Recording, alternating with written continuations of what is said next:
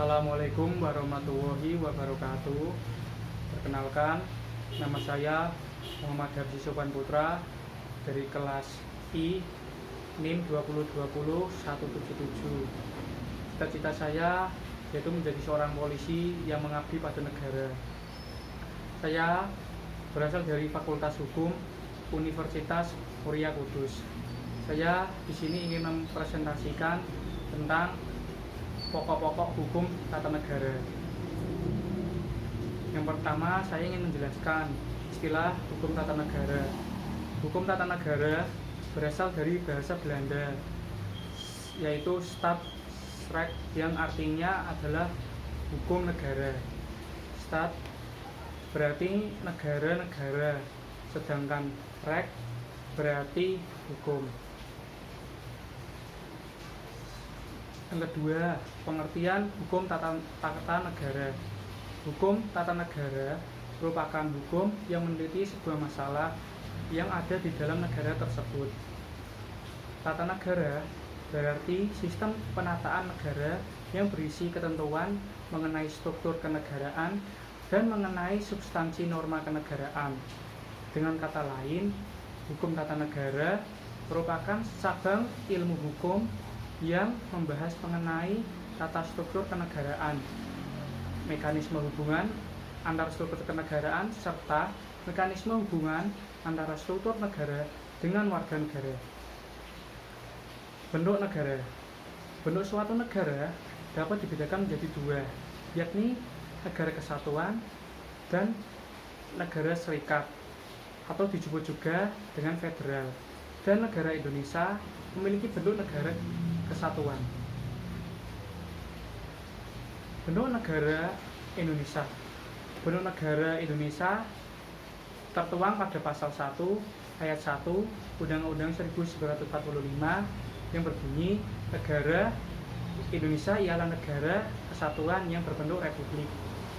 Bentuk negara kesatuan diperkuat dan dipertahankan oleh MPR RI pada tahun 2002 melalui perubahan keempat Undang-Undang Dasar 1945 pasal 37 ayat 5 yang menyepakati bahwa bentuk negara kesatuan Republik Indonesia tidak dapat dilakukan perubahan.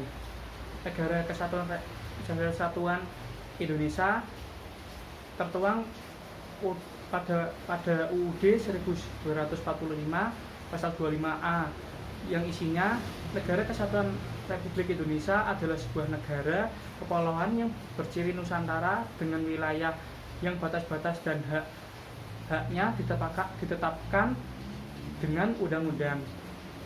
Negara Kesatuan Indonesia menggunakan negara kesatuan dengan sistem desentralisasi. Dasar hukum desentralisasinya ada tertuang di Undang-Undang NRI tahun 1945 pasal 18 ayat 1, pasal 18 ayat 2, pasal 18 ayat 5, dan pasal 18 ayat 6. Bentuk pemerintahan Indonesia. Bentuk pemerintahan negara Indonesia adalah Republik Konstitusional. Bentuk pemerintahan Republik Indonesia merupakan pemerintahan yang mandat kekuasaannya berasal dari rakyat melalui mekanisme pemilihan umum dan biasanya dipimpin oleh seorang presiden. Ciri-ciri Republik Konstitusional. Yang pertama, Republik Konstitusional yang pertama tentunya kekuasaan negara dipegang oleh presiden, tidak sebagai kepala negara sekaligus kepala pemerintahan. Yang kedua, cirinya sesuai dengan namanya Republik Konstitusional, sehingga setiap selesai masa jabatan presiden, gubernur, bupati, dan yang lain-lainnya telah habis, maka dilakukan pemilihan sesuai dengan konstitusi yang telah berlaku. Negara Indonesia melakukan pemilihan melalui pemilu atau pemilihan umum yang diadakan oleh KPU. Hal ini dibatasi oleh konstitusi Undang-Undang 1945 sebagai landasan hukum. Yang ketiga, sebagian besar negara yang menganut Republik Konstitusional, sistem pemerintahannya berupa presidensial. Artinya adalah pemimpin di negara tersebut dinamakan sebagai seorang presiden.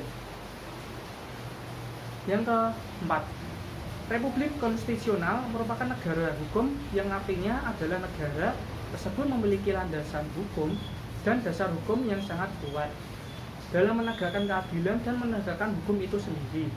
Adapun ciri-ciri negara hukum diantaranya, yang pertama, memiliki HAM. Negara menjunjung tinggi hak asasi manusia dan setiap warga negara mendapatkan jaminan perlindungan HAM. HAM sudah diatur dalam undang-undang dan terdapat hukum yang diberikan apabila HAM tersebut dilanggar. Yang kedua, ada supremasi hukum. Artinya adalah setiap orang hanya dapat dijatuhi hukum apabila benar-benar melanggar peraturan hukum yang telah ditetapkan. Jadi, kekuasaan seseorang sangat dibatasi dan tidak boleh digunakan semena-mena. Yang ketiga, adanya keadilan hukum. Setiap orang memiliki jaminan perlindungan hukum. Di sisi lain, juga memiliki kedudukan yang sama di depan hakim, yang artinya berlaku untuk seluruh rakyat tanpa memandang dari segi jabatan dan lain-lain. Yang keempat, adanya asas legalitas. Masyarakat diberikan jaminan atas kebebasan dalam berbagai aktivitas, namun tidak diberi batasan-batasan tertentu. Asas ini bertujuan untuk melindungi terjadinya penyimpangan atau penyalahgunaan wewenang dengan ilegal. Tujuan lain adalah untuk memperkuat hukum dan menciptakan keadilan serta kejujuran. Yang kelima, desentralisasi. Desentralisasi merupakan penyerahan sebagian urusan pemerintah pusat kepada masing-masing daerah. Desentralisasi merupakan bentuk dari otonomi daerah di mana segala kewenangan dan tanggung jawab dipegang oleh pemerintah daerah. Yang keenam, adanya pembagian kekuasaan antara lembaga legislatif, eksekutif, dan yudikatif menjadi salah satu ciri-ciri Republik konstitusional. Pembagian kekuasaan ini semata-mata untuk lebih mengontrol atau memudahkan fokus pekerjaan dan tanggung jawab yang diemban oleh masing-masing lembaga tersebut. Apa sih legislatif, eksekutif, dan yudikatif? Mari kita jelaskan satu-satu. Yang pertama, legislatif. Legislatif yaitu sebuah lembaga yang bertugas dan berwenang untuk merumuskan atau membuat undang-undang dasar dalam suatu negara di Indonesia. Contohnya adalah Dewan Perwakilan Rakyat, Majelis Permusyawaratan Rakyat, dan DPD. Yang kedua, eksekutif.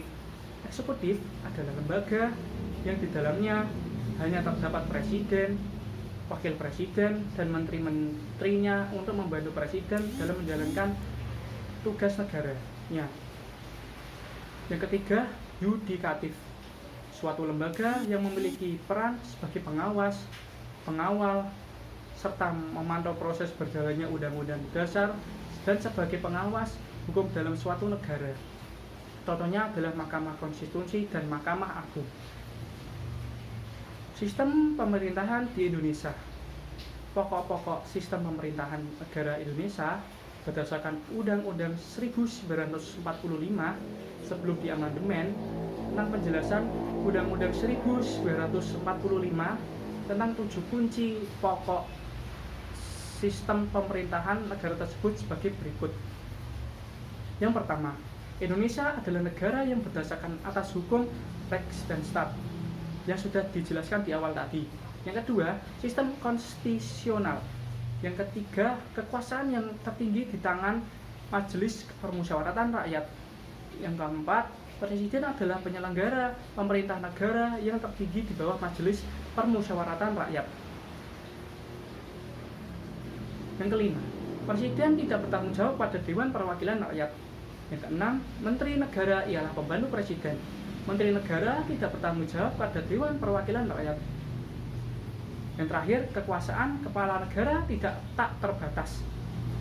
Berdasarkan 7 kunci pokok sistem pemerintahan Indonesia menurut Undang-Undang 1945 menganut sistem pemerintahan presidensial.